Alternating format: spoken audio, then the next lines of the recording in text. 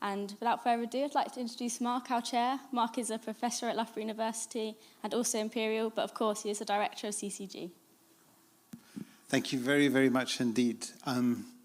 So it's an absolute privilege to be here. CCG is short for the Climate Compatible Growth Program. This is an FCDO-funded program together with a set of really important partners. So Open University, Imperial College, KTH in Sweden, Loughborough University, Oxford, Cambridge, UCL and the Climate Parliament, as well as a set of really important international partners and both at university level, international governments and international multi-government organizations. And we're really privileged today to be able to connect with folk who've been either working with some of those organizations or in one case, very early in the morning from Canada. Thank you, Taco, one of our partner universities.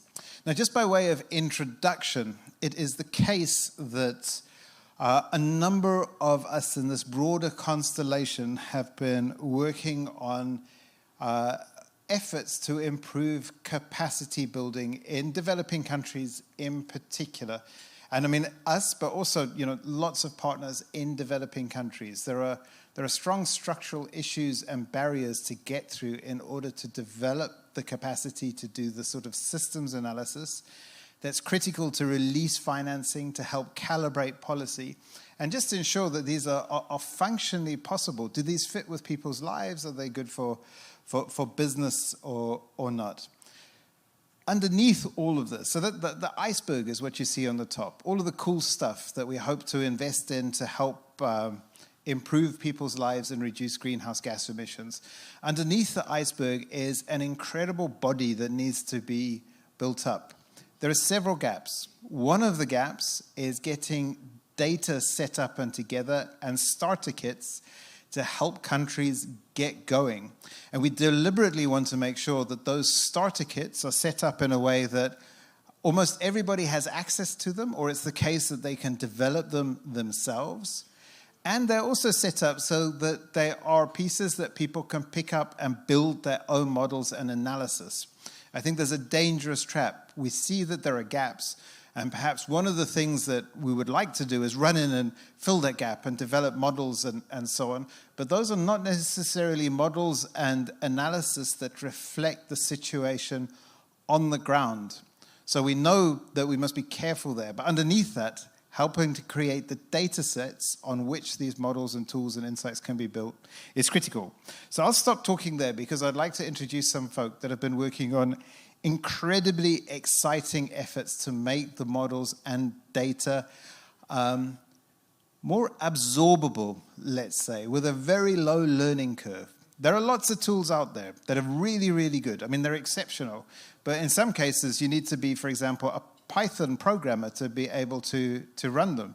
In other cases, they can be super user-friendly and easy to use, but they might not be open source. So you're still working with a black box. So I'd like to start by introducing our four speakers. I'm going to ask you to talk for 10 minutes, and then we'll move into an open discussion. For everybody online and in the room, just for fairness purposes, please do be sure to use Slido. The details are online, and if you're in the room, they're along the side here to ask your question. And if you think it's interesting, vote it up or ask your friends to vote it up.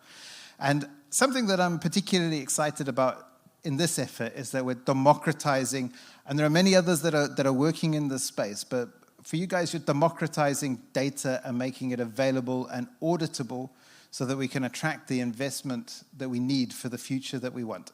So I'll hand over to Carla Cannone.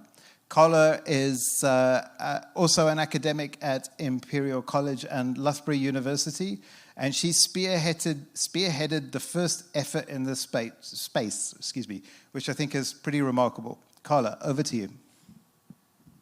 Thanks, Mark. Thanks for your kind introduction. Thanks for the opportunity to be here today to share this work.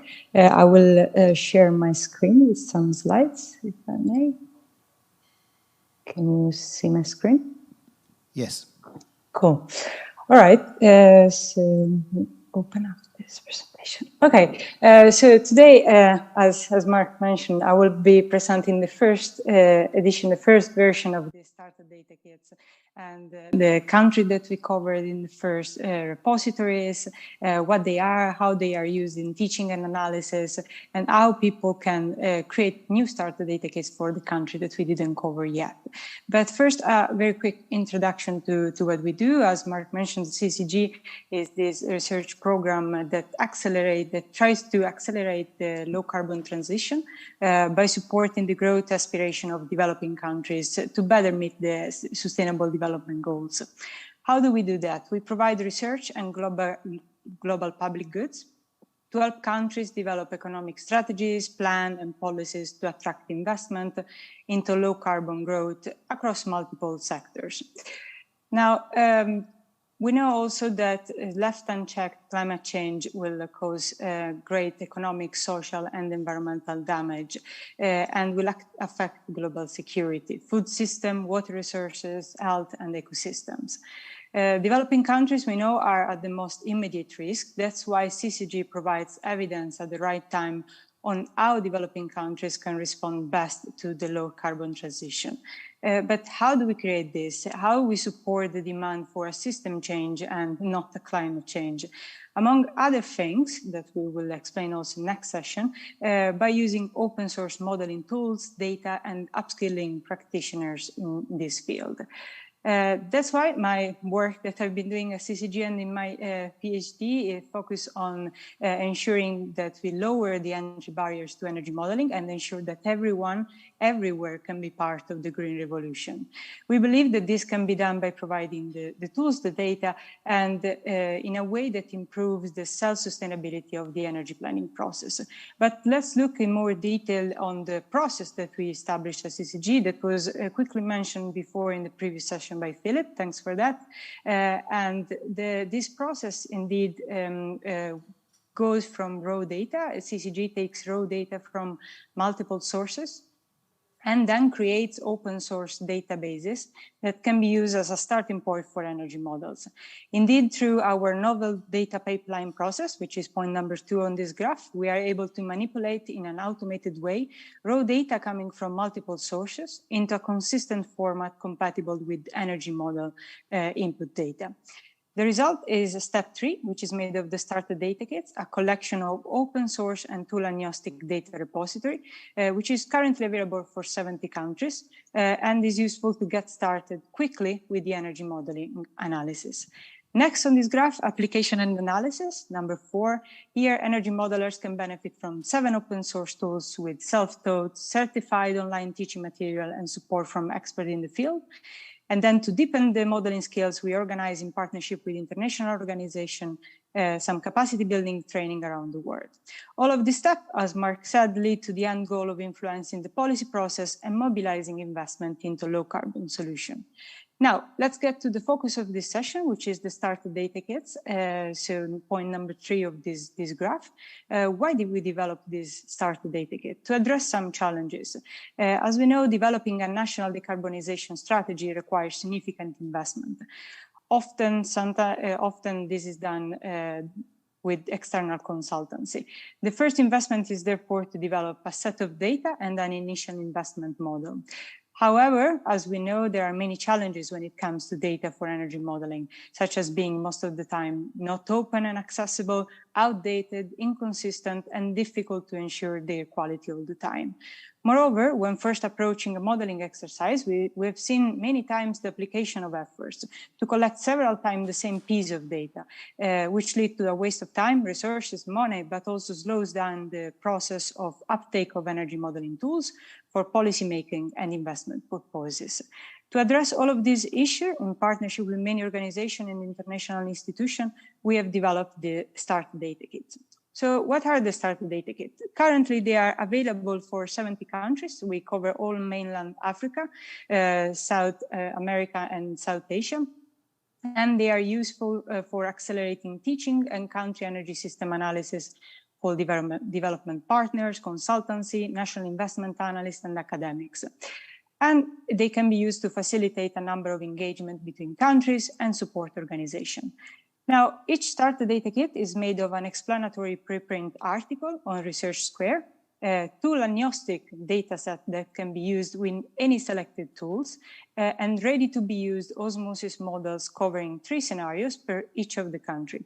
We have a fossil future, least cost, and net zero.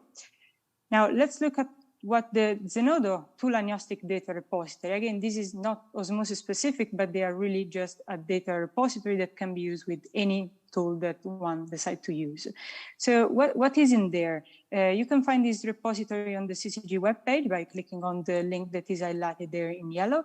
And you will find capital cost projection for renewables, fuel price projection, carbon dioxide emission, renewable energy potential, final demand projection, and much more. So we compile this data set using openly available data source or anyway source from international databases. We published recently a paper on it on Elsevier, a data note that, again, you can access at that link. Now, we look at how we created the starter kit, what they are, but let's imagine that someone is from a country where that is not currently covered from our repository. What we did is to develop a process that can be updated and people can repeat it at their own pace, which is called data pipelines. So this data pipelines process feed the raw data coming from multiple sources. So most of the time they are inconsistent or different format, different units into a single data collection and manipulation tool. And in this way, we allow for data creation in a consistent format, ready for a modeling analysis or in one of the tools that we want to use. So therefore, in this way, the process to create an energy system model can be done now at peace for free and with minimal modeling experience. Again, here we have a preprint paper that you can access the full methodology that we follow. I repeat the same step. It's currently under review, but you can have it as a preprint on Research Square. So finally, how to use this Starter Data Kit. So basically, they are a set of data and an initial investment model. And they can be easily used in an analysis, and they have the advantage of being able to being easily updated, adopted, and applied. For what? To clear policy targets, for fast policy analysis, and with a proven evidence of a reduced burden on and time required by academics and analysts in this field to go through all this process. Now, to close up some example of application of the first round of the Starter Data Kits. Here we can see 3 examples of work that was based on the Starter Kit done for Zambia, for Democratic Republic of Congo, and Kenya. However, on our Zenodo repository, you can. Yeah, on our Zenodo repository, you can find many more of these examples. These posters are the final output produced by participants of our capacity building events and that we organize during the years. And these participants select one tool, take the Starter Data Kits, build on them, and create their analysis and their graph for investment and loan application. Again, I want just to remark and close up by saying that the Starter Data Kits are just a starting point, and they are not perfect and complete models, but they are just a way to get started quickly and to reduce the time needed to collect all the analysis. I will then close up. Thank you for your attention. Thank you very much, Carla. Can we give Carla a round of applause? I'm not sure if you could hear that through the microphone, but just to say those Starter Data Kits have formed the basis of national modeling exercises as well as analysis for organizations like the World Bank and others. And what they do is they just make life easier. You can get started faster, and that is just a very valuable contribution, and also all peer-reviewed and so on. So for academics that want to be in this space, something that can be built on easily. Moving on to another world first, and that is on upping the automation to develop the world's very first global electricity model generator, an effort that CCG was super happy to collaborate and work on with, together with colleagues at Simon Fraser University, led by Taco Neat. So Taco, I'll hand over to yourself, and you have 10 minutes to describe, I think, what's a bit of a breakthrough. And you have many people following you, which is a wonderful, wonderful testament to the value of this. Taco. Great. Well, thank you very much, Mark. Thanks, Carla, for the discussion of the overview of the data kits. I think the really neat to see sort of the data kits I see as, in some ways, as a bottom-up building individual countries and for analysis. And then Osmosis Global is sort of a big picture global model generator, and it can generate models for any specific section of the world, which is really allows for some analysis that the data kits can't. So really complementary pieces of work. Quick outline, just tell you about me quickly, talk about the challenge. I think we all sort of know what the challenge is, but I'll sort of give a quick piece on that. Quick piece on my research group, and then talk about the tool and what it can be used for. I'm a settler here in Vancouver, or just outside of Vancouver in Canada, on the unceded territories of the Hanukkah, Squamish, and Salish people, and just want to acknowledge that I'm really lucky to be able to live and work and sail in this beautiful place.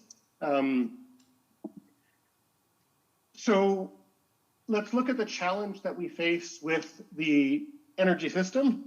And this is for, these numbers here are for Canada in quadrillion BTU, but the numbers are very similar for every situation around the globe pretty much. Most of our electricity comes from petroleum and natural gas and coal. And then the other issue is that 20% of our system energy comes from electricity. And so we're looking at the challenge that we want to get 100% low carbon system, because we know that we want to do that. That's why we're at COP, is we want to figure out how to do this decarbonization. But we have to basically build 2 brand new electricity systems to electrify a bunch of this horrible fossil stuff to be able to actually get to that. So how do we actually make good decisions about the electricity system and how it's going to have to expand to meet the challenges that we face? And that doesn't include the sort of sustainable development goals of, that's just the electricity system, energy system. And that's in most developed countries where there's good electricity systems already. Around the globe, we probably want to increase access to electricity in a lot of other places. And so one of the tools we need to use for that is doing good modeling, sort of trying to check, how does the system work? Will the system work? How do we add all these variable renewables? How do we piece all those systems together? So that's what my research group at Simon Fraser University. I'm an assistant professor at Simon Fraser University in the School of Sustainable Energy Engineering, and I have a research group called the Delta E Plus Research Group. So Delta E, changes in the energy system, plus energy, plus all the things that connect to energy. So pretty much everything connects to energy in some way, but we're really looking at the things like the nexus of land, energy, and water, trying to get equity considerations into our modeling. How do we effectively make decisions, and how do we help others effectively make decisions? And so developing sustainable paths that support everyone around the globe and reaching their full potential without damaging the future. I think we've got different wording of that mission, but that's sort of the general concept, is we want to move things forward in a very positive way, piecing things together. I will say that this work that I'm presenting, I contributed to, but I'm going to acknowledge Trevor, one of my PhD students, who did most of the work of pulling all this together, along with, and I didn't put them, this is my research group, but Abhishek Shivakumar out of, I think, Imperial at this point. He moves around very quickly, so I'm not sure exactly which institution he's currently associated with. And then Martin Brinkerink out of University College London. No, University College Cork, sorry, in Ireland. And so, and work together on this tool called Osmosis Global, which we will now spend some time talking about. So Osmosis Global is based on Osmosis, which is an open source energy modeling system, reputable open source framework, and it's used for long run assessment of energy planning systems. It's available freely. Tool chains are also open. So often some of the other models that are out there, the code for the model itself is open, but the actual tool you need to run the model is closed source, and you have to use that proprietary solver to solve the model. And so it is not a fully open tool chain. And so Osmosis is runnable with a fully open toolchain. And then Osmosis Global is an open source, open data osmosis model generator. And we call it a model generator because it allows us to generate a model for the globe or any subsection of the globe.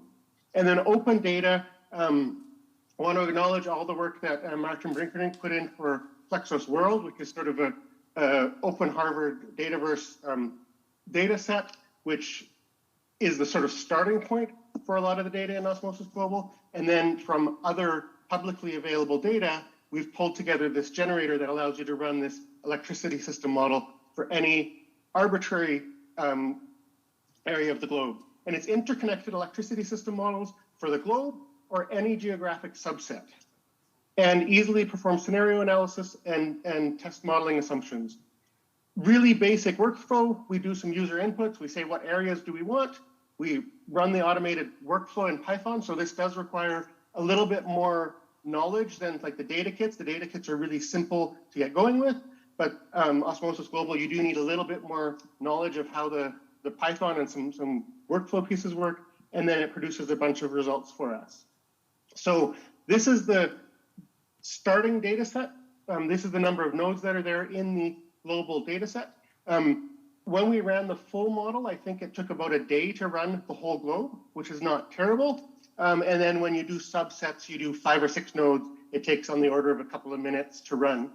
And it's really easy with a configuration file. You can just say, I'd like to run just Australia, and it'll pull out the nodes that are just Australia and run the model with that, with the interlinkages in Australia.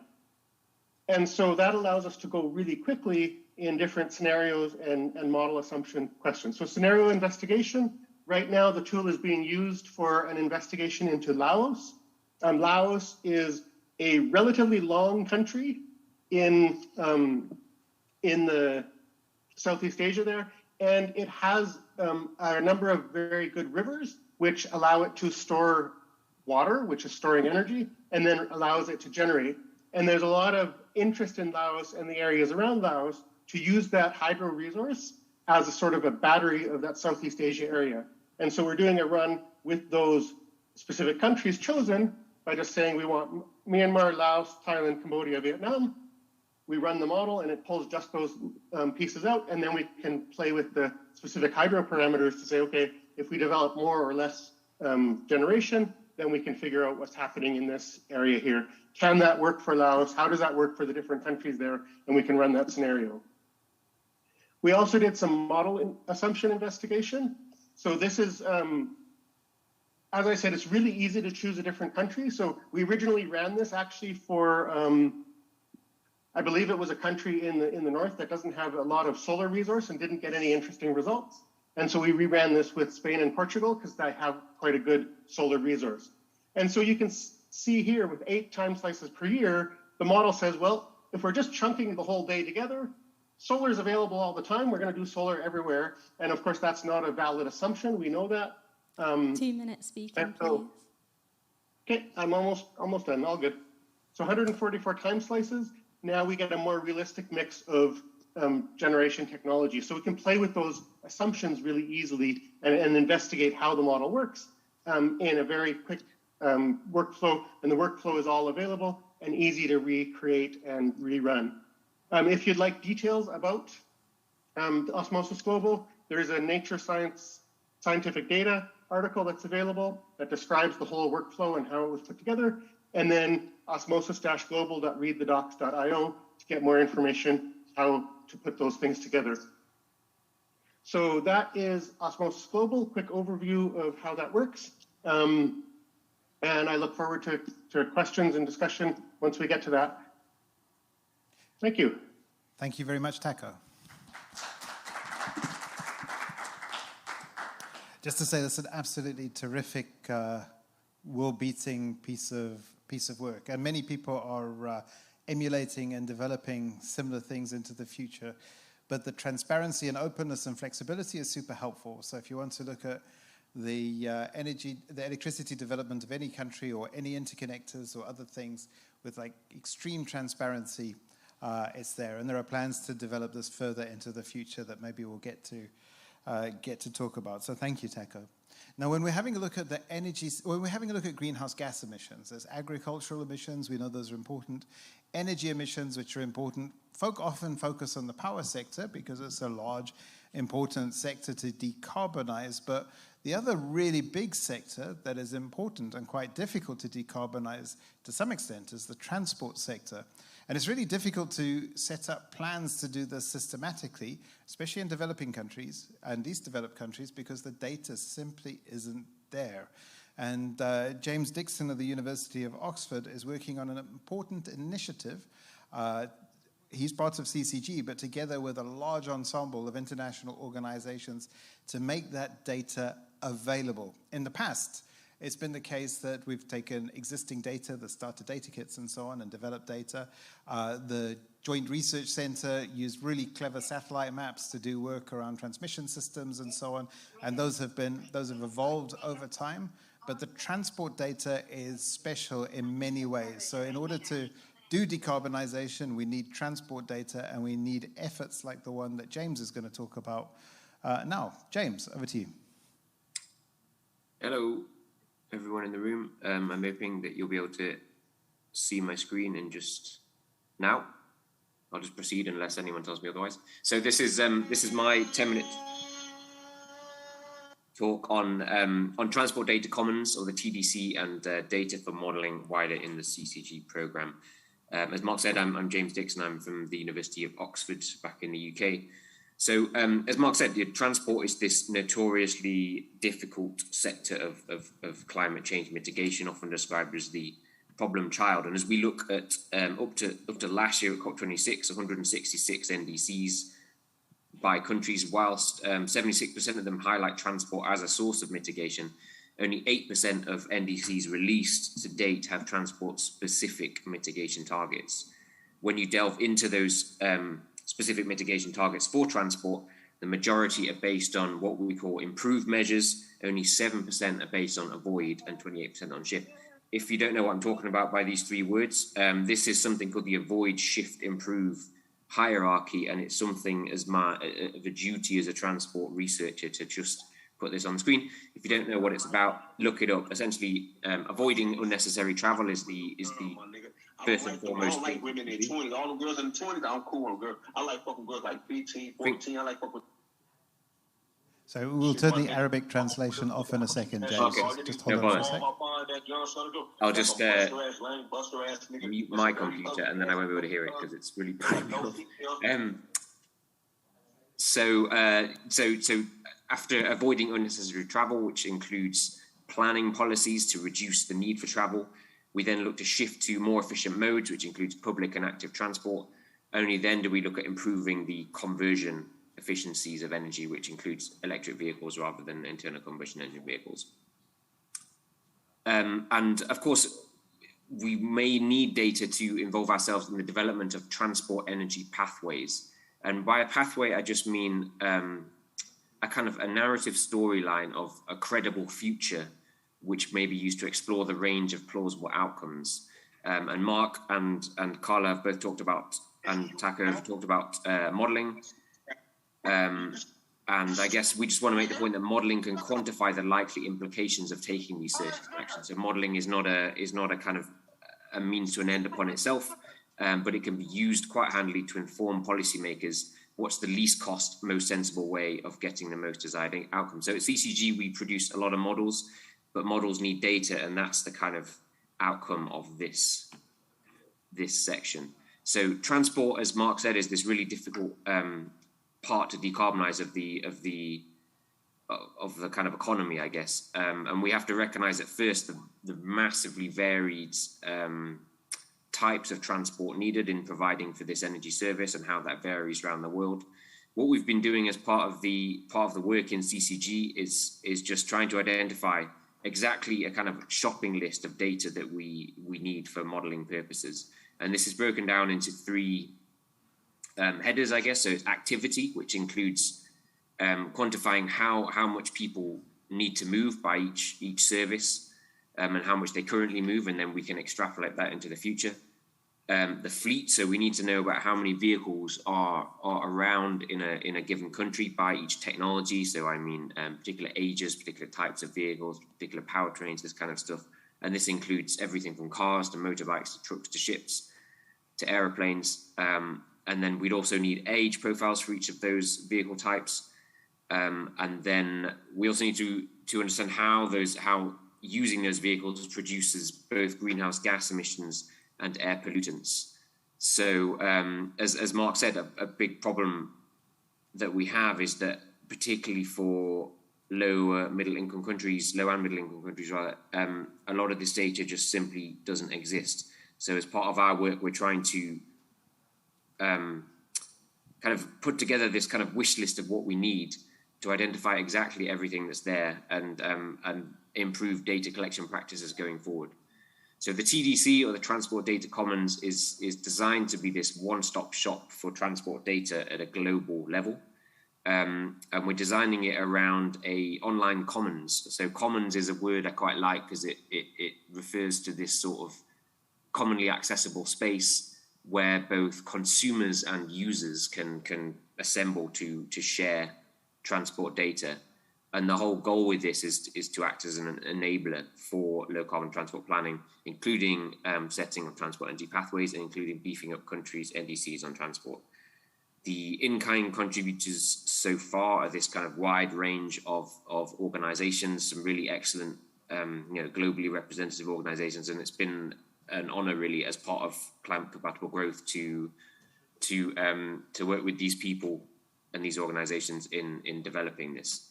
So what this actually looks like, I'm certainly teasing this out, but we've done some work on the user-based design. So what we've done is identified 8 potential users that we want to map this to across the kind of ecosystem, if you will. And these users are made up of 5 consumers, people who will use data, and then 3 providers, people who will put data onto the platform or the commons. And in order to design the system around these users, we've mapped these users in terms of things like technical proficiency, how well they know the subject matter, how often they'll use the system, what kind of interface they would need, and what kind of output would they use. So anything from CSV to kind of starter tables, or kind of an embedded plot in a browser window. The thing that we're imagining in terms of what this would look like is shown for you now here. So on that left, I mean, these curves are kind of representative traces, but we don't expect vehicle kilometers to look like this at all. But the idea is that you'd have an explorer. So those of you who are users of such a system might recognize this this look from Our World in Data, which is a similar kind of global data platform. And we've been motivated by this platform as a means of developing our transport data commons. So this is very much in development. We're proud to announce that as of 2 weeks ago, we won 2nd place in the German Mobility Award out of over 300 applicants. That's a tweet in German to prove it, although I can't read it myself. And that is our colleague Kirsten Orschulok of GIZ, the German Development Agency, accepting the reward. So that's really exciting news. So we're just kind of, at the moment, we're moving into the next phase of developing this, which is a really exciting phase to be on. And now I'm just going to spend the next few slides talking about what we can do with this data once we get it, by the way of an example of one of our projects that we're funding with CCG, with academic partners at the University of Nairobi and Strathmore University and consultants at the Association for Electric Mobility and Development in Africa, or AEMDA.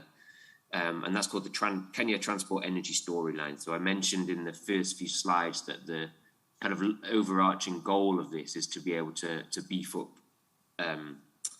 characterization of what the possible futures could be with informed modeling. So what we're doing now is developing a set of these transport energy storylines for low carbon economic growth in Kenya. And we're adapting a transport energy systems model to the Kenyan context.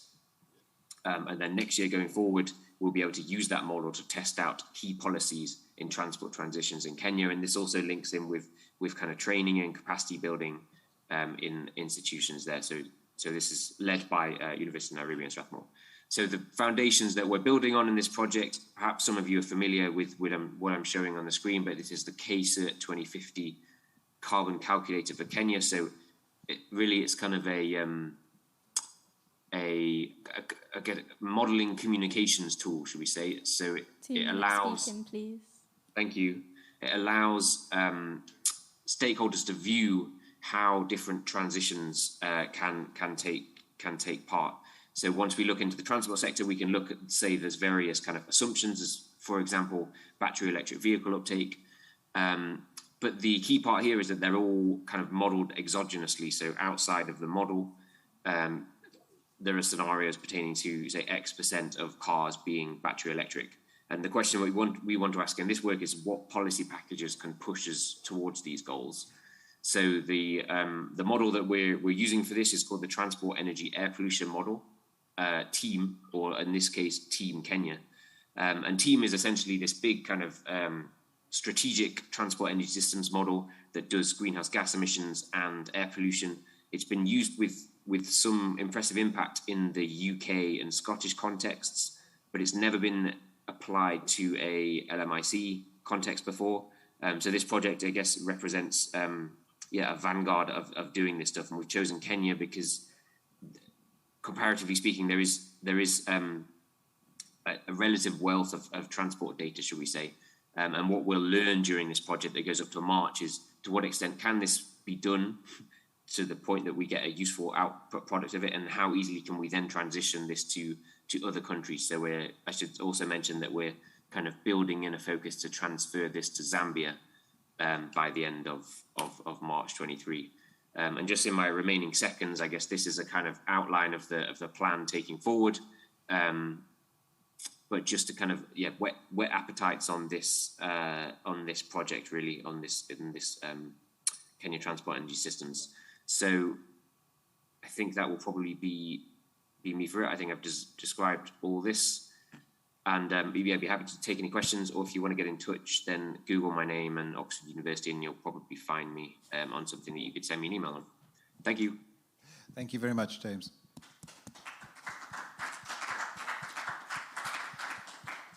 And thanks for the information to stalk you online. We're not going to be able to get a hold of Taco because he's sailing at 4:30 in the morning, but when he gets back to his desk, we'll be able to do that. So I'd like to, one of the things that the Climate Compatible Growth Program is very much about is enabling partnerships. And I think that was a really nice example of how some of those partnerships are working out with some data commons for everybody's good. Now, the Starter Data Kits that for last year were published and put together by Carla. I'd like to introduce you to Naomi Tan, also of Loughborough University and Imperial College, who's working on designing the framework for the second set of Starter Data Kits.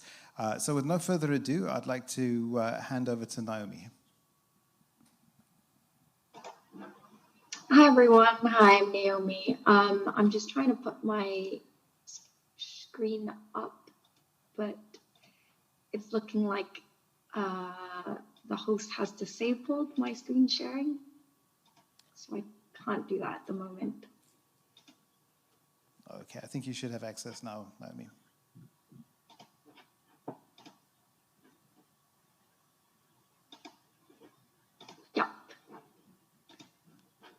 Yeah.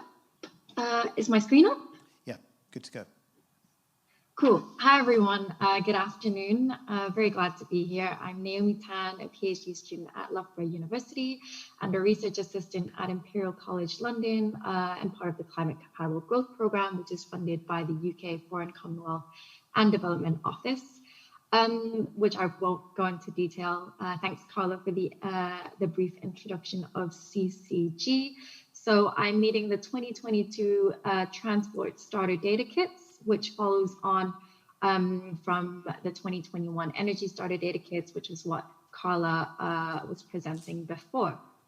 So in my 10 minutes, I will quickly go through what the challenges are with data, what is this Climate Compatible Growth Transport Starter Data Kit, how the Climate Compatible Growth Transport Starter Kit can be used, and how anyone can get involved with this project. So first off, what are the challenges with data? So a lot of open source modeling tools incorporate a bottom-up approach, which means that results will only be as accurate as the data collected. So generally, if you put rubbish in, rubbish will come out. But collecting data has its challenges. So number one, data may not be open and accessible. Number two, it may be outdated. Number three, inconsistent. 4, lack of quality assurance. And 5, time consuming. So these are challenges that I'm sure everyone faces. And this is where the CCG Energy and Transport Starter Data Kits come in. So our aim is to tackle these challenges and provide a one-stop shop for data for anyone to use as a base for their modeling. And simply, what is it? So the CCG Transport Starter Data Kits are basically a set of a data and data note, which simple investment models on transport for 60 countries. So this year we're focusing on transport. Last year we focused on energy. And on this map here to the right of the screen, I've got countries colored in red and countries colored in blue. So the countries colored in red, we already have data set for. So these consist of data sets on Zenodo. Countries in blue are what we're currently developing at the moment. So in total, we will have data set and data notes for the 60 countries colored in this map over here on the right. The data for the transport starter kits will include passengers distance, tons distance, vehicle fleet number, energy intensity, load factors, and also satellite data for road networks. So the first 5, passengers distance to load factors, can be used for forecasting future energy demand, which I will go through in detail later. And road network can also be used for climate infrastructure and resilience modeling.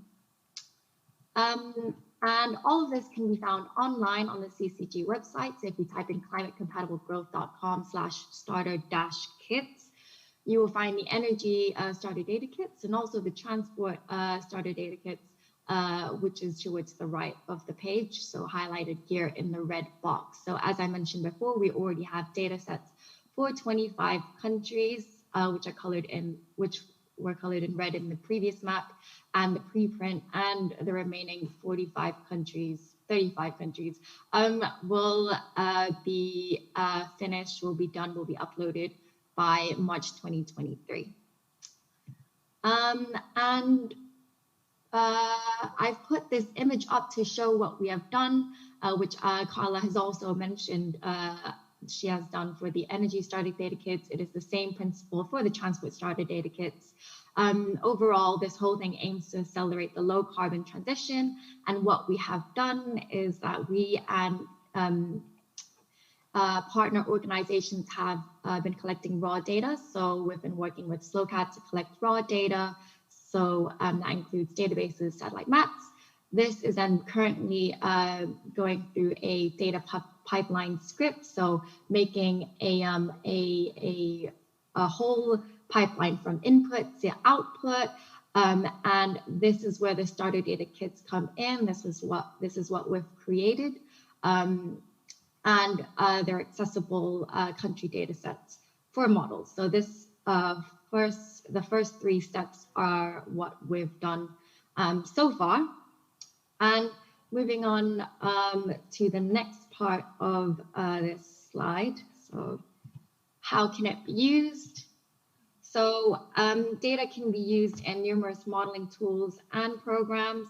So an example is MAIS. So this stands for the Model for Analysis of Energy Demand, which is a tool developed by the IAEA. It's an open source, user-friendly, bottom-up modeling tool that projects future energy demand. And so what happens is that the tool pairs the data, the transport data that I previously mentioned, with a projected population growth and GDP growth to estimate future demand. So this tool, again, is open source and anyone can learn this. So part of our work at CCG, we've also created an online course for how to use for MADE, basically how to use MADE and how to create your own scenarios based on transport data. And this can be found online on OpenLearn. So if you type in OpenLearn Energy Balance Studio and MADE on Google, this should come up, and anyone can sign up, anyone can register, and anyone can learn how to use the data and the tool. This is an example of what you can get out of the modeling tool MADE. So this is a business as usual scenario for Vietnam. So this assumes that internal combustion engines will continue. There is no uptake of EV, and everything is just like how it is now. So we can see that two-wheelers, motorized two-wheelers, are the main thing in this example output. We can see that overall energy demand of freight transportation reaches over 1 billion petajoules.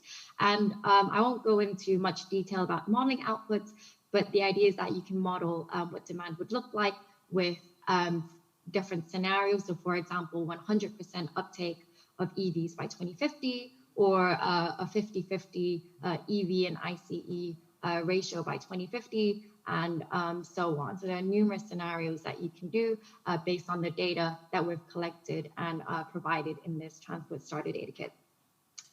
And overall, this database modeling can help with, can support low carbon transitions around the world. So this is the second part of this diagram over here. So I mentioned the first three, which is raw data, data pipelines, and the starter data kits. So now we can use the starter data kits, put them through certain tools like MADE, which is what I mentioned before. And alongside this, CCG also has capacity building events like summer schools throughout the year, an online troubleshooting support group, YouTube videos on how to learn the tool, and also the OpenLearn collection, which anyone can access to learn how to use the tool. And this can help support policy and finance decisions, and also help us understand biophysical constraints and also behavior in businesses, and how that will all unfold with this low carbon transition. Moving on to my next bit. Overall, this Transport Starter Data Kit, which is a set of data and initial investment model, can be quickly updated, adapted, adopted, and applied by anyone. So this includes academics, consultants, government officials, to help create clear policy targets and loan applications, fast policy analysis, and slower burn academic processes. Last but not least, how can I get involved? So if you would like to collaborate with CCG, if there's a country that you would like to model that we do not have a Transport Starter Data Kit for yet, please email me. My details are there, and latan@loughborough.ac.uk. You can also reach out on LinkedIn, but the more the merrier. If you would like to join in on this project, please feel free to reach out. And with that, I'll pass the mic back to Mark. Thank you. Thank you very much, Naomi.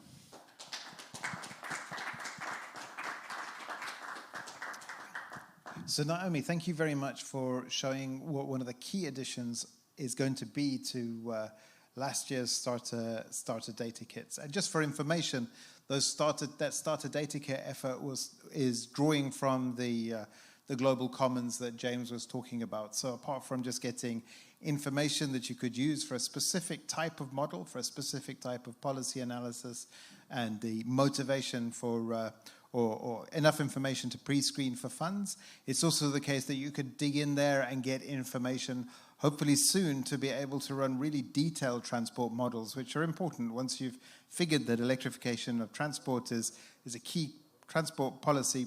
How do you go deeper to get enough information to do those pre-feasibility and project preparation studies? Now, the energy sector is under a revolution, a number of reasons for that. One is that electric transport for 2- and 3-wheelers and buses all of a sudden is cheaper, assuming the supply chains are there, than, say, conventional internal combustion engines, which means that it becomes possible to start making a shift in some parts of the transport sector to electricity that could potentially be generated by cleaner sources. Now, both the cars and those cleaner sources require materials. And so we're seeing a move away from things like oil and gas and coal and the security the security considerations that are important for those into a world where materials also become important. If a country wants to develop, it needs energy. If it's going to get that energy, it needs to supply it. It can supply it either through traditional fuels or now increasingly through renewables and other systems that require materials. So making sure there are secure supplies of energy and materials is just critical. At the same time, we need to understand this to help us support countries that want to develop their mining activities and other things to extract those and to potentially do some of the beneficiation within them. That was a big introduction to our next speaker, who deserves a bigger introduction, and that's Carla Cervantes-Barron, who will be talking to us a little bit about new work that provides data around those materials, so we can start to include the material analysis with the more traditional energy systems analysis. So, Carla, over to you. Thank you so much, Mark. That was such a nice introduction and a really good way to start us off on this important topic. Hi, I'm very happy to be here, and as a very quick introduction, I am a postdoctoral research associate at the University of Cambridge, and I'm of course also part of the Climate Compatible Growth Programme. I am based in Cambridge, and my group is called the Resource Efficiency Collective, and it's led by Professor Jonathan Cullen here to the left. And together we seek to answer the question of how can we deliver future energy and material services while reducing resource use and environmental impact. Resource efficiency is key because not only is it good for the environment, but it is also good for business because, of course, profitability depends on maximizing product outputs and minimizing resource inputs. We do this resource efficiency analysis by mapping resources and identifying metrics that will be needed for the systems and for minimizing those resource inputs. My work, as Mark was mentioning, is materials and how materials are affecting energy and transport systems. And he already hinted at why it is important. But this is an image that I find quite appealing whenever I want to discuss the topic. I'm showing here two images of materials needed for coal and onshore power plants, where we can see that to deliver a megawatt hour of electricity, there are more and more specialized materials required for onshore wind power plants. And that means that we need to start paying attention to them as we transition to the low carbon systems. This doesn't mean that we are obviously doing it poorly. We know that overall the emission reductions from moving away from fossil fuels is important. So we do need to do this, but we need to pay attention to the supply chains and to all the materials that are going into the system so that they can be as low carbon as possible. And I like this reflection of if the 20th century energy goal was about access to oil and gas, the 21st century will be about access to materials. So with this in mind, my work has been focusing on developing a model called MATDP, which stands for Material Demand Projections. And with this model, we address this question of how many materials are needed and what are the implications of those materials. And as you know, in aligning our goals with our broader research objectives, we have also made this an open source model, and we've been working on making more features of it available. So there's a lot of work that's coming as well for this. MATDP can compare the material implications of changing energy and transport systems, and the aim is that this material implications can help countries to prepare their industrial capacity needs or trade pathways to meet the material demands of those low carbon systems that will be put in place. at the moment, our model has 53 materials. Of them, they include bulk, such as steel and cement, as well as critical materials such as lithium or cobalt. And these materials are fed into 16 technologies for electricity and 43 for transport. So far, we have applied this model for electricity systems in quite a few countries, actually. And this include, of course, the energy starter kits, which I will discuss in a moment. And it also includes applications for transport, but those are not quite ready to be shared yet. But we are, of course, aligning with the work that Naomi has been doing so that we have more information available. So apart from the material amounts that are identified, it's important to note that other environmental and socioeconomic implications can be studied through this model, and this can be things like embodied emissions of the materials, or for example, jobs created by scaling up certain technologies. So hopefully it's an important model that will be further used. As an open source model, we have made some public goods available.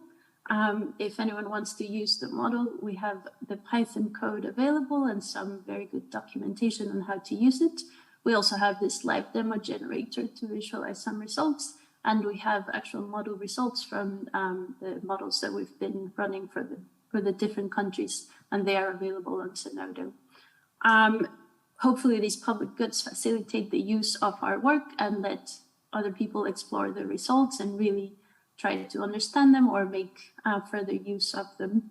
Now I'm quickly going to discuss an application that we've published to 47 African countries, just so that you can get an idea of what can be done with this model. And I guess it's worth mentioning that this was an early application of the model, so it has slightly less materials, whereas the one that we did for the starter kits has quite a few more, and that's coming up in a second as well. For these 47 African countries, we used 3 scenarios: the reference scenario, which uses national energy policies in place until 2017, and the 1.5 and 2 degree scenarios, which align emissions to the Paris Agreement. The countries are shown on the image to the left. So this model uses electricity generation that are fed, scenarios that are fed into MATDP. And in these images, we have the generation capacity on the top and the power generation at the bottom by scenarios, so reference 1.5 and 2, and by year and technology, which are the colors. And we can see that there's a 10-fold increase in electricity generation capacity, which will be required from 2015 to 2065. Where in the reference scenario, there's a lot of coal and other fossil fuels that are needed, whereas the Paris Agreement scenarios shift away from coal and increase the capacity of other technologies at different levels to comply with the emissions. So we run the model using that, and we obtain a mass of materials, again by year and by scenario.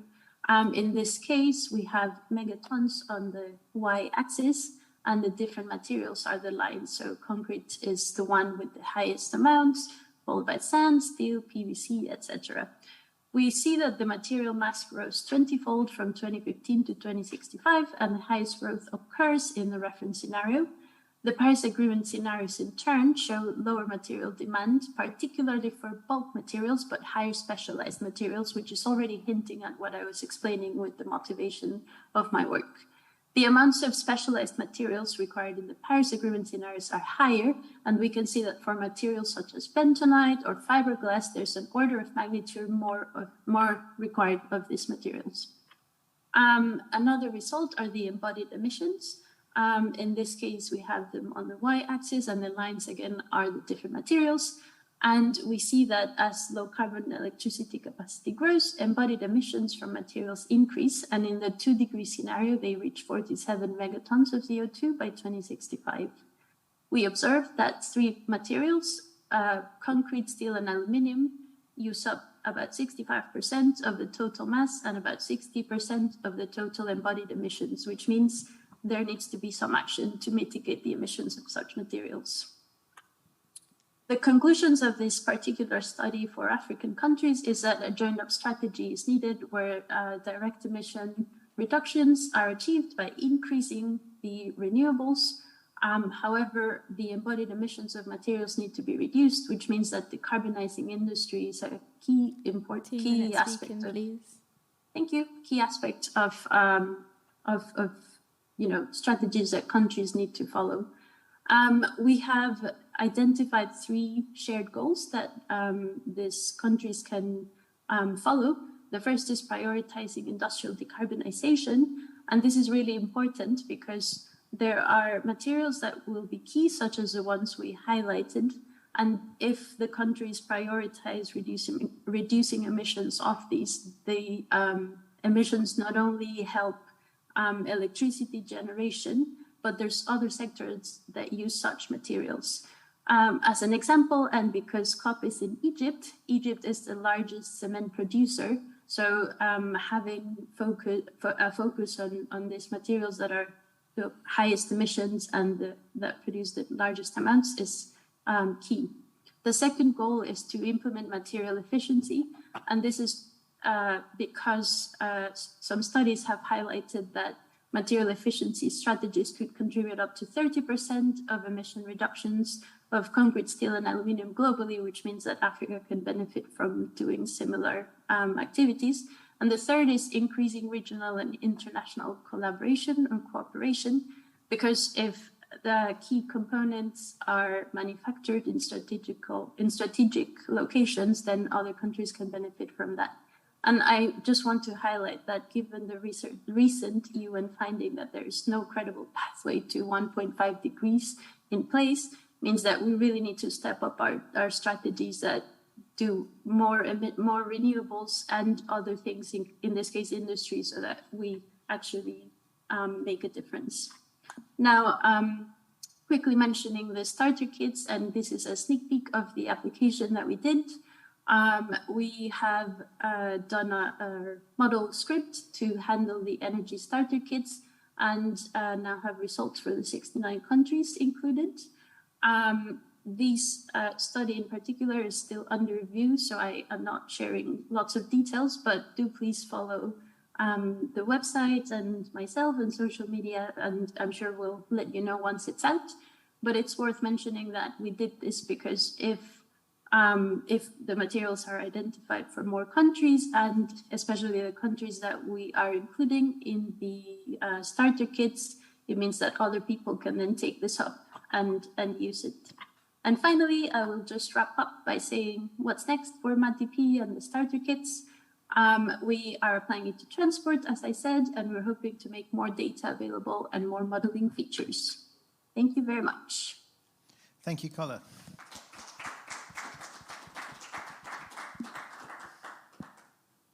So there's lots of really important open source data coming, from energy data kits to transport data kits to material data kits, all of which are going to be crucial if we genuinely want to tackle this decarbonization problem, as well as the geopolitics that go with that as we move from energy to materials, and justice issues around those as well. Now, critical to all of these is the ability for countries to be able to do their own analysis, so they can think about the materials that they have and how to develop them for this transition, or what kind of energy system is in their interest to develop, and so on. So to that, capacity building is really important. And turning to Slido, and please do continue to ask your questions in Slido or vote others up.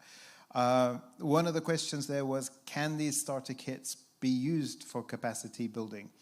Maybe I'll ask Carla, if you wouldn't mind answering that question, perhaps with some examples. Thank you. Thanks for the question. And yeah, indeed, the Starter Data Kits are at the basis of our teaching activities in different ways. So we have different type of teaching. We go from teaching in university, so in higher education, and an example of that is the students of a master course at Loughborough University and Imperial College that take the Starter Data Kit for their assignment or for their master thesis. They build on that, they change the assumption, change the data, and they make it up for their own thesis, and they defend that later on. Some of those theses were done in consultation with the Energy Transition Council last years, and they've proven to be a great partnership with them. And another example is the Starter Data Kits used for our capacity building activities. Those are events that we organize in partnership with other organization agency. And in these events, we train academic and analysts from around the world. So as the students, they take the Starter Data Kit and they make it country-specific or case study specific. So those are some examples, but I can elaborate more if needed. Thank you. Thank you very much indeed, Carla. Now, I think it's impressive, the work that all of you have been doing. Energy Starter Data Kits, Transport Starter Data Kits, Material Starter Data Kits. But somebody online wasn't happy with that, and they want to know, will there be any agricultural or land use or water-related data being made available in these data kits? You might find the answer surprising. Taco. Yeah, actually, really great question. So with Osmosis Global, there's also a CLUES model, which is Climate, Land, Energy, and Water Systems model. And there's initial work happening on building what would end up being called CLUES Global, which would build on the Osmosis Global data set and add land, energy, and water considerations into that using the CLUES methodology that we've used in other places as well. So that is currently work in progress. It's not at all ready to be used outside of testing, and even testing at this point isn't quite there yet. So, but it's hopefully in the next sort of 6-8 months, we'll be having hopefully a publication that will also be adding the CLUES pieces into that Osmosis Global set. So, thank you very much, Taco. And the view of the water in the background while you're talking makes me think that you're taking this very seriously.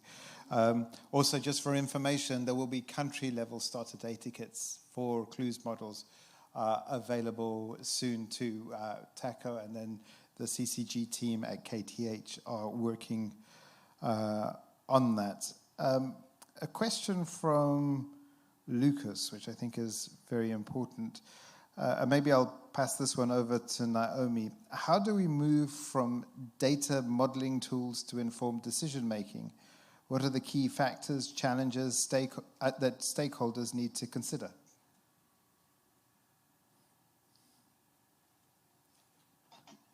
Yeah, so that's a really interesting question. Well, the key challenge is the data collection part, which is what CCG is here for. But also, it's not only, for example, the transport starter data kits can be used for MAID. And this shouldn't be looked at directly. What everyone should be doing is seeing how that everything can be incorporated together. So seeing how MAID, the energy demand modeling tool, can fit in with Osmosis, which predicts, which gives you an energy capacity mix based on the energy demand forecast, and then how that can be paired with something like Flex Tool, which can see what the power system flexibility will look like. So not only looking at one tool, but incorporating all these different, say the 2021 Starter Data Kits, 2022 Starter Data Kits, also MATDP to look at how much material we need. That incorporating everything gives you that wider understanding of how a country can reach net zero, how it can carry out their decarbonization plans, which not a lot of people are currently looking at, really. So I think seeing how all these tools can be put together, how all these data can be put together is really important, and what stakeholders should look into.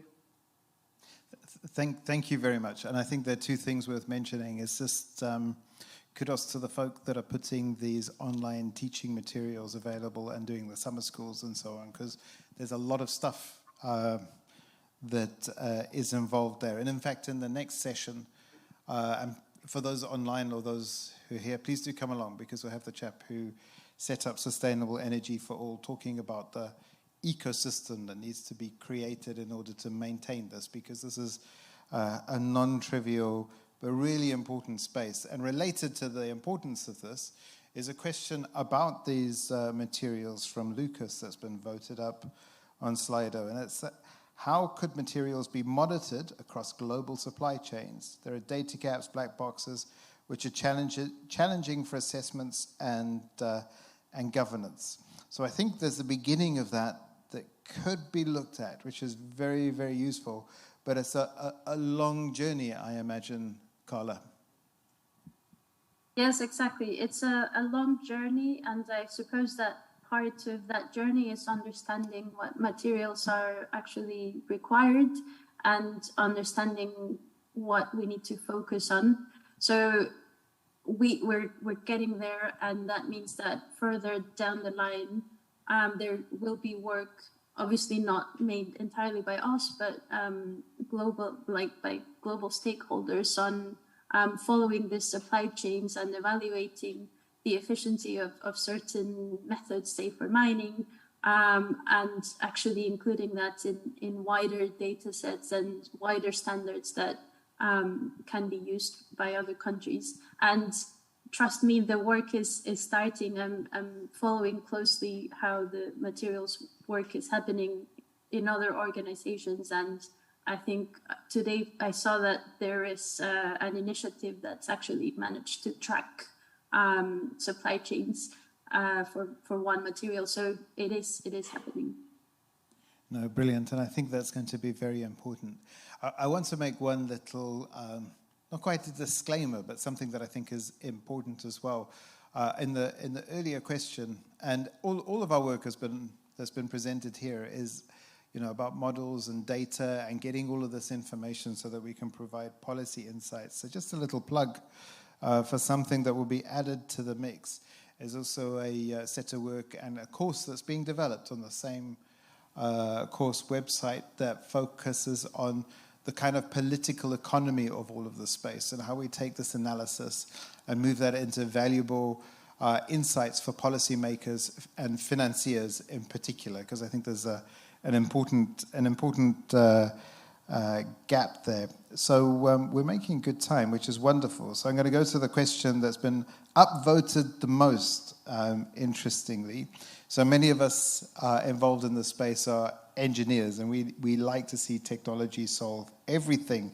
But Kun asks, how could we use data on existing transport demand to evaluate futures where we do not just replace internal combustion cars with EVs, but incorporate, avoid, and shift strategies? So maybe I'll pass that over to James. Hello. Yes, so glad that question is asked and this topic is raised. I am also trained as an engineer, but I guess not entirely where I sit on the techno-optimism spectrum. Anyway, another time. But so in our work, I mentioned that we're adapting this model called TEAM, the Transport Energy Air Pollution Model, to Kenya as sort of a test case to see how easily this can be done in such a case as taking a model that was designed in the case of the UK, where data is relatively available to countries where there are hurdles in this. In practice of how we look at kind of transport demand as a service, it's all really about kind of this kind of approach to building storylines and scenarios. So we have, in the model, we have a series of kind of context scenarios, which are things that, broadly speaking, governments can't control, like the GDP per capita, changing demographics, what proportion of the population have a driving license, what proportion of people are over 65. And then you have sets of policies which can be used to drive certain initiatives in terms of, say, you could test out what the likely effect of having a scrappage rebate of electric vehicles would be versus, say, the implementation of a loan scheme for electric bicycles, which would be historically shown by policy X in place Y to have displaced this much proportion of transport. So perhaps a detailed answer in this scope, and of course it very much depends on what particular geography you're you're talking about, but essentially this kind of building storylines is critical, and just really to reiterate the importance of thinking about transport systems from a holistic ASI, as a void shift improve framework, rather than just electrification. Great, thanks very much, James. Now, I'm very happy to see a question from the ether from Robbie Morrison, who I think is watching online, and he's from the Open Energy Modeling community. If anybody's interested in this space, while we've highlighted a few projects and a few initiatives here that are really groundbreaking, there are other important groundbreaking initiatives, and if you want to get a view of all of them, please go to or at least a space where folk are collecting a lot of this information, please go to OpenMod, just Google OpenMod, and there are discussion for an online descriptions of other tools and initiatives as well. And I just want to promote that because it's a terrific group, and there are other important games in town as well that I just encourage you to have a look at, which I think is useful. But Robbie gets straight to the nub over here of something that I think is quite difficult, and I'd invite anybody to maybe reflect on this question.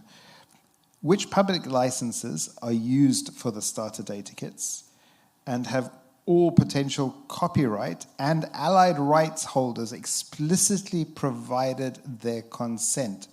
And I'd like to open this up to everybody for all of the data, and don't feel that you need to justify the state of data and where you get data from, but perhaps there are some reflections that folk might have. Maybe start with Carla with a K, but we'll just move this on to others in the group, because this is obviously going to be really important, especially as large financial flows are going to be mobilized. And we need to be able to audit the analysis and the data that is used for that analysis. So Carla, and anybody else, please do just raise your hand, and then we'll hand over. Thanks. Thank you. So in our case, we are fortunate that the scenarios that we use for our model are already open access. And we can also publish them under similar licenses. So the Creative Commons 4 is the one that comes to mind that we've used in the past. And in terms of the underlying data of models that we can publish, for example, if we gather information on technologies and they come from academic research, then we can aggregate that. And then we can publish some of the results. So I guess we're finding ways to do that. And actually, I would also like to bring Carla Cannone to say something about this, because on the actual starter data kits of energy, we had extra data from other organizations, and actually getting them involved was quite something. So Carla. No, thanks. Thanks very much for bringing this topic in and this question, Robbie. And indeed, it was one of the main challenges that we had to face when putting this starter kit together, to make sure that everything was attributed properly. And again, we used the 4.0 common license, as Carla with the K mentioned, but we got also different stream of data, and to do so we had to make sure that those data were actually accessible. So it was not a secret report that was passing through emails, but if you go in the paper that I shared before, there are the full list of references that we used, and we made sure that those references are actually open source. So the reports from international organizations have been are online, so everyone can access that. We just made sure we took information from reports and put them into a database format rather than a text format that someone has to go through to 200 pages. And similarly, if we had other contributors and providers, we made sure that the data was there, was online, and was available for everyone. So yeah, that was our experience for the first edition of the Starter Kit. But again, you can check the full reference, and all the contributors have been acknowledged in the papers. Thank you. Carla, thank you very much. And I would like to, for any of the organizations that contributed, just make a shout out. I mean, all of this is being put together by organizations that in some cases are even changing business models to make this data available because it is a public good that's required. At the same time, it's important that we get best-in-class information. What we have is far from perfect, but it's improving, and it is certainly retrievable and auditable. All right, so with that, we're getting close to the end. I'd like to ask everybody, just in 1 minute, to wrap up with what they think the biggest challenges are going to be into the future. Now, the effort that everybody is engaged in is open source and transparent, which means that anybody is able to jump in and do work in this space with us, and many people are. But what would you see would be the key challenges? What could CCG, but also partner organizations and further afield, what could folk get into and do? So I'll start this time with Taco. Before passing over to Taco, I just want to say thank you very much. It's 4:30 a.m., or we started at 4:30 a.m., you know, if I could be that lucid at 4:30 a.m., I'd be much happier than I am now. Taco. Yeah, it's currently 5:30, so we started at 4. But the time change, so it wasn't quite as bad because the time change actually saved me a little bit. So the biggest challenge into the future, I think, is making the tools accessible and usable by the people who are making the decisions. And making sure that we have that connection with the engineers doing all the fun modeling. I've got a bunch of PhDs who are trying to figure out how to do modeling and are really excited about doing coding and things like that. But we also need the other side of that, which is bringing in the policymakers, decision makers, partnering with other universities as well, I think is a valuable piece. So helping build the capacity so that it's not a few of us trying to do all this modeling but really spreading that out so the policymakers and decision makers can make those decisions in the most informed, sensible, useful way so that we don't go down the wrong path. Thank you very much, Taco. Naomi, what's the biggest challenge coming up? Yeah, the biggest challenge would be making everything transparent. Because that just brings everything together. Everyone will understand what's going on, making everything open source, like the tools. I think you mentioned this briefly previously, but for example, people who don't know how to use Python but want to do some modeling, these open source user-friendly tools will be very, very important to allow that transparency in that in finance decisions, policy decisions, and that also leads to, that also brings in capacity building. So teaching people, government officials, academics, consultants, how to use these open source, user-friendly tools, shortening that learning curve. This is all something that we can do and should be adopted quickly. Thank you very much. And I just want to make sure that this is not a knock against Python programmers, but certainly it's the case that certain people, you know, are not going to be working in the command line. I do want to flag, though, there is a super active Python community. PIPSA, for example, is one. There are others, too, that are developing also just brilliant tools and open source data, and looking forward to collaborating much. Okay, after now trying to apologize for possibly offending any friends in the broader community, I'll hand over to Carla. When next?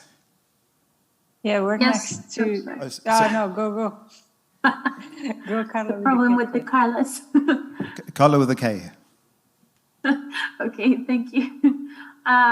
In my case, I would add up to what Taco and Naomi have said, and this capacity building where local decision makers and modelers, etc., can use the tools and actually make scenarios that are feasible for them and for their local conditions is super important.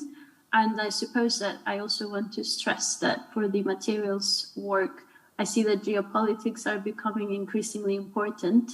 So being aware of how that affects these decisions to transition to the systems will definitely be required. Thank you, that's valuable. And Carla with a C.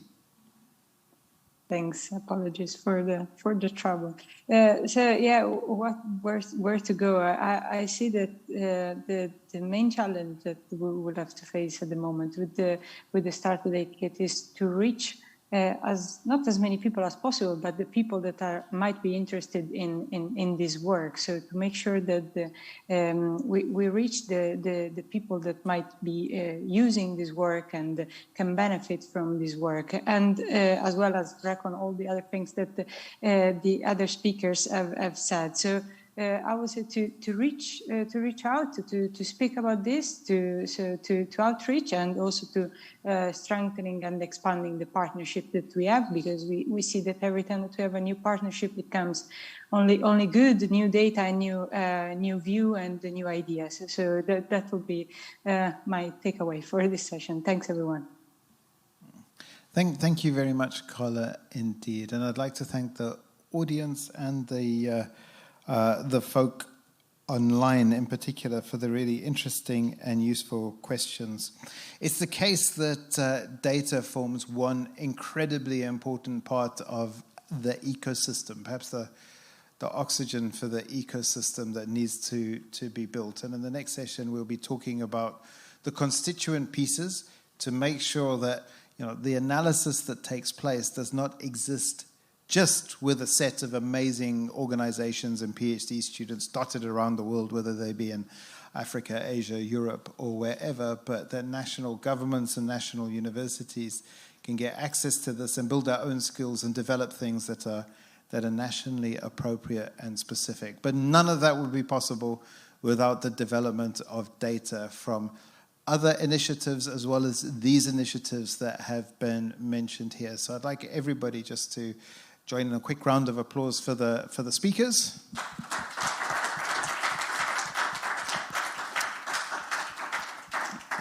And personally, thank you very much for all of the efforts and trouble to be here, but also for what you're doing, because without this data and information, it's impossible to develop a vision, and without a vision, we're going to go nowhere. So thank you.